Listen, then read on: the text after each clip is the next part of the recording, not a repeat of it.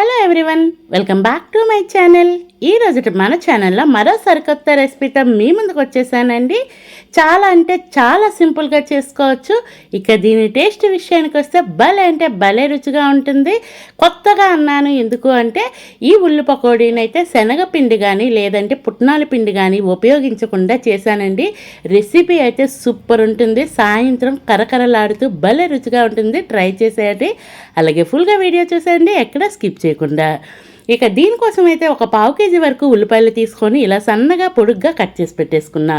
ఇలా సన్నగా కట్ చేసుకున్న ఉల్లిపాయలు అయితే కనుక ఇలా చేతితో ప్రెస్ చేస్తే విడివిడిగా వచ్చేస్తాయి. అలాగే ఇంకా మన ఛానల్ని ఇంతవరకు సబ్స్క్రైబ్ చేయకుండా చూస్తే ప్లీజ్ అండి సబ్స్క్రైబ్ చేయండి. వీడియో నచ్చితే లైక్ చేయండి. ఖచ్చితంగా మీ ఫ్రెండ్స్ అండ్ ఫ్యామిలీ మెంబర్స్కి షేర్ చేయండి, వాళ్ళకు కూడా బాగా ఉపయోగపడుతుంది. ఇలా ఆనియన్స్ అన్నీ బాగా పిసికేసి పక్కన పెట్టేయండి. నెక్స్ట్ అయితే కనుక మరొక మిక్సింగ్ బౌల్ తీసుకొని 1 కప్పు వరకు కార్న్ఫ్లోర్ని వేసుకోండి. అలాగే ఒక 3 స్పూన్ల వరకు గోధుమ పిండిని వేసుకోండి. ఒకవేళ కార్న్ఫ్లోర్ లేకపోతే బియ్య పిండిని వాడుకోండి. అలాగే ఇందులోనే 1 స్పూన్నర వరకు కారాన్ని వేసుకోండి. అలాగే రుచికి తగ్గ ఉప్పుని కూడా వేసుకోండి.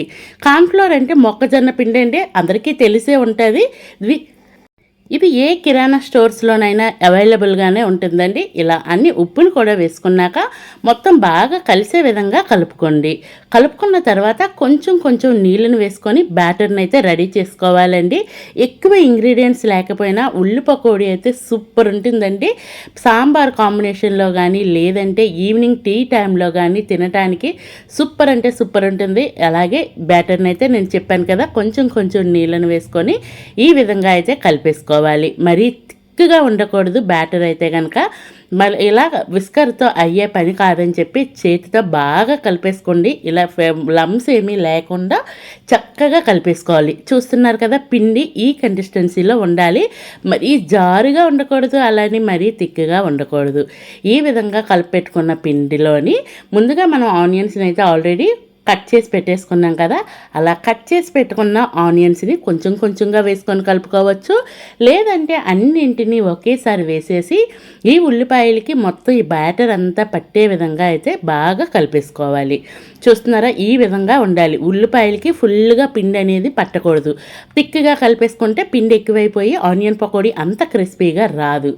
అలాగే ఈలోపైతే నేను డీప్ ఫ్రైకి ఆయిల్ పెట్టేసుకున్నా.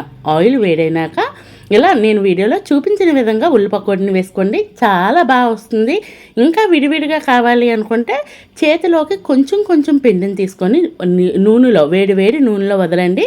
అప్పుడు ఇంకా విడివిడిగా వస్తుంది. కానీ ఇలా చిన్న ముక్కలుగా ఉంటేనే బాగుంటుంది. ఇలా వేసేసినాక కాసేపు ఫ్రై అయిన తర్వాత అటు ఇటు తిప్పుతూ మంచి కలర్ వచ్చేంత వరకు ఫ్రై చేసుకోండి.